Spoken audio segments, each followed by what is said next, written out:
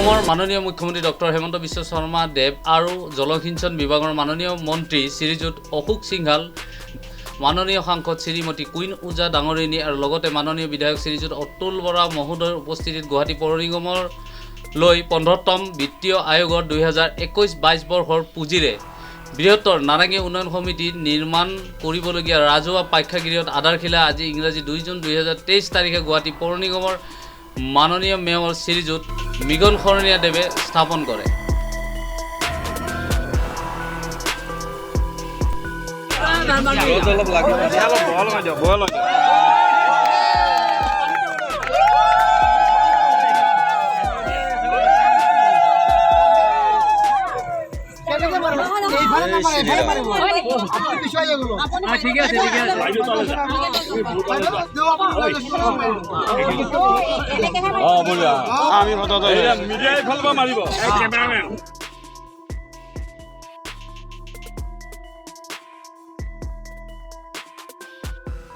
আগৰ যি আছিলে গেমনৰ এটা পুৰণি এটা তেওঁলোকে কৰি যোৱা কাম, সেইটো সিদিনা এইটো বৰ দুখজনক কথা।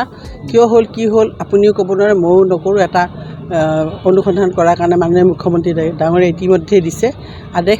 আমি হ'লে গম পাম, আৰু তেনেকুৱা ঘটনা হ'ব নালাগে, আমিও নিবিচাৰোঁ। অতি দুখৰ কথা। মোৰ নিজৰবিলাক আপোনালোকে কেতিয়াবা মই সংবাদমেলত পাতিম। মই বহুবিলাক আঁচনি মোৰ 10টা সমষ্টিত লৈছোঁ। বহুবিলাক কাম ইতিমধ্যে হৈ গ'ল। নতুনকৈ আমাৰ 2 বছৰ আমাৰ ফাণ্ড নাছিলে, সেইকাৰণে এটা ফাণ্ড পাইছিলোঁ খালী, সেইবোৰ কাম শেষ হ'ল। আৰু নতুনকৈ যি ফাণ্ড পাইছোঁ সেইটোৰ কাম বিভিন্ন ঠাইত আৰম্ভ হৈছে আৰু কিছুমানত চলি আছে।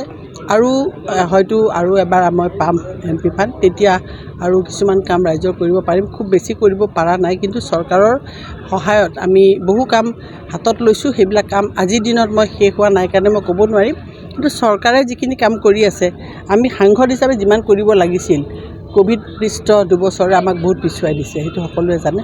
আৰু আমিও দুখিত যে আমি ৰাইজৰ হৈ বহু কাম কৰিব লাগিছিল, কিন্তু সেইখিনি আমি কৰিব পৰা নাই। কিন্তু আমি চেষ্টা কৰিছোঁ চৰকাৰৰ জৰিয়তে কিছু আঁচনি, যেনেকৈ আমি উক্ত অনুষ্ঠানত ডেপুটি মেয়ৰ স্মিতা ৰয় ডাঙৰীয়নী আৰু 58 নং ৱাৰ্ডৰ পৰিষদৰ শ্ৰীমতী গৌৰী বৰা, দিছপুৰ মণ্ডলৰ সভাপতি গগন শৰ্মা, দিছপুৰ মণ্ডলৰ সাধাৰণ সম্পাদক পবিত্ৰ দাস, উপাধ্যক্ষ কৰবী স্বায়ত্ত পৰিষদৰ দিলীপ তাৰু, জুনিয়ৰ ইঞ্জিনিয়াৰ মনোজিত কুমাৰ, প্ৰতিষ্ঠিত ব্যৱসায়ী তথা গুৱাহাটী লায়ন্স ক্লাবৰ সভাপতি অজয় পদ্দাৰ, পূব গুৱাহাটী প্ৰেছ ক্লাবৰ সভাপতি শামছুল ৰহমান, সাধাৰণ সম্পাদক মনোজ ডেকা, সদস্য ৰাজু ক্ৰ, বৃহত্তৰ নাৰেঙ্গী উন্নয়ন সমিতিৰ সাধাৰণ সম্পাদক কমল চন্দ্ৰ বৰা আঁতধৰা আধাৰশিলা অনুষ্ঠানত উন্নয়ন সমিতিৰ সভাপতি, কাৰ্যকাৰী সভাপতি, উপদেষ্টা, বিষয়ববীয়া, মহিলা শাখাৰ সম্পাদিকা সদস্য, কমলা বাগান যুৱ সংঘৰ সভাপতি সম্পাদক, বিষয়ববীয়া, নাৰেঙ্গী আঞ্চলিক ৰঙালী বিহুৰ বিষয়ববীয়া, শ্ৰী শ্ৰী গণেশ মন্দিৰ উন্নয়ন সমিতিৰ বিষয়ববীয়া, স্থানীয় ৰাইজসহ 10 শতাধিক লোকে উপস্থিত আছিল। দিনৰ 1:30 বজাত আধাৰশিলা শুভাৰম্ভ কৰা হয়। আধাৰশিলা স্থাপনৰ পিছত উন্নয়ন সমিতিৰ কাৰ্যালয়ৰ অতিথিসকল উন্নয়ন সমিতিৰ পৰা এখনিকৈ ফুলাম গামোচাৰে সম্বৰ্ধনা জনোৱা হয়। আমি বিজ্ঞান খৰণীয়াক আমাৰ বৃহত্তৰ নাৰেঙ্গী কাৰ্যকৰী সভাপতি নিৰ্মল কলিতা দেৱক, আমি গৌৰী বৰাক ডেপুটি মেয়ৰ আৰু আমাৰ মণ্ডলৰ সভাপতি আমাৰ মাজত মনজিত কুমাৰ আছে। গুৱাহাটীৰ প্ৰতিটো ৱাৰ্ডত বিভিন্ন উন্নয়নমূলক কাম আৰম্ভ হৈছে, আৰু আজি ইয়াত আমাৰ 3টা ৱাৰ্ডত আমাৰ কিছুমান আঁচনি লোৱা হৈছে, যেনেকৈ কমিউনিটি হল, শ্মশান, টয়লেট। ঠিক তেনেকৈ 60টা ৱাৰ্ডত কাম হৈ আছে 15 ফাইনেন্সৰ পইচাৰে। আজি ইয়াত আমি কিছুমান আধাৰশিলা স্থাপন কৰিলোঁ। ইয়াৰ আগতে আৰু এটা ৱাৰ্ডত আমি 53 তাতে কৰিলোঁ, আৰু ইয়াৰ পিছত আমি 7 গাঁৱলৈ যাম।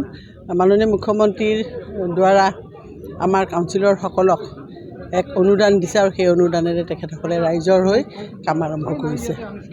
গুৱাহাটীখন এক্সপাণ্ড হৈ আছে, আৰু গুৱাহাটীত পপুলেশ্যন ডেইলি বাঢ়ি আছে।